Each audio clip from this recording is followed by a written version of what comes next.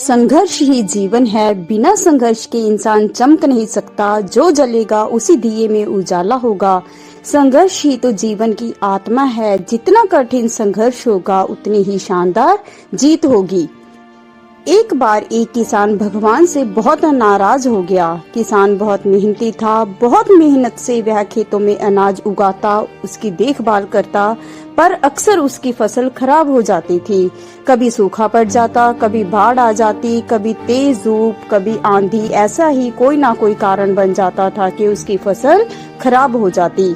एक दिन वह किसान गुस्से में आसमान की ओर देखकर भगवान से कहने लगा, हे ईश्वर, आपको लोग सर्वज्ञाता मानते हैं, कहते हैं कि आपकी इच्छा के बिना एक भी पत्ता नहीं हिलता, पर मुझे तो लगता है कि आप छोटी सी छोटी बात भी नहीं जानते। आपको तो ये भी नहीं पता कि खेती बाड़ी कैसे करते हैं। अगर आप जानते होते तो हर समय जो बाढ़, आंधी और तूफान आते हैं वो कभी नहीं आते। आप नहीं जानते कि कितना नुकसान उठाना पड़ता है हम किसानों को।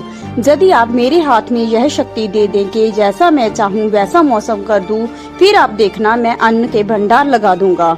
भगवान किसान की बातों पर मुस्कुरा रहे थे और वह किसान के सामने प्रकट होकर बोले, मैं आज से तुझे यह शक्ति देता हूँ कि तुम अपने खेतों में जैसी तुम्हारी इच्छा होगी वैसा मौसम कर सकोगे। मैं बिल्कुल भी दखलंदाजी नहीं करूँगा। तुम्हारी इच्छा से सब कुछ होगा। किसान बहुत खुश हो गया। किसान ने गेहूं की फसल अपने खेतों में बोई। जब उसे लगा कि खेतों में धूप चाहिए तो खेतों को धूप मिली। जब पानी बरसना चाहिए था तब पानी बरसा।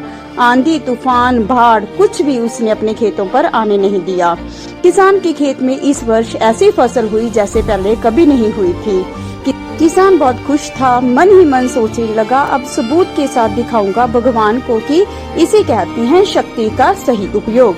मेरी सफलता देखकर उन्हें अपने नियम जरूर बदलने पड़ेंगे।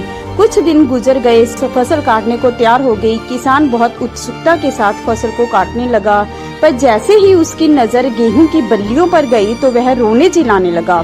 गेहूं की एक भी बल्ली के अंदर गेहूं का दाना नहीं था। सारी बल्लियां अंदर से खाली थी।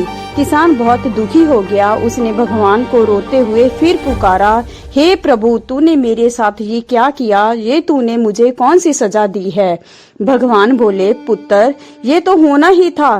तूने फसल को संघर्ष करने का मौका ही नहीं दिया।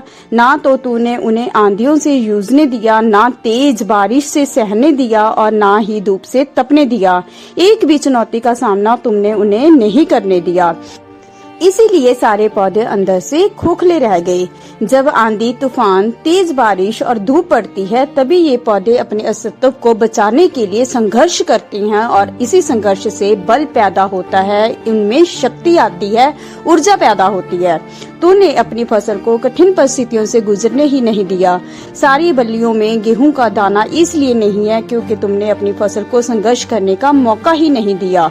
सो दोस्तों, हमारी जिंदगी में संघर्ष भी बहुत जरूरी है। अगर हमारी जिंदगी में कोई संघर्ष ही ना हो, कोई चुनौती ही ना हो, तो हम भी गेहूं की बल्लियों की तरह खोखले रह जाएंगे। हमारा कोई अस्तित्व नहीं रहेगा।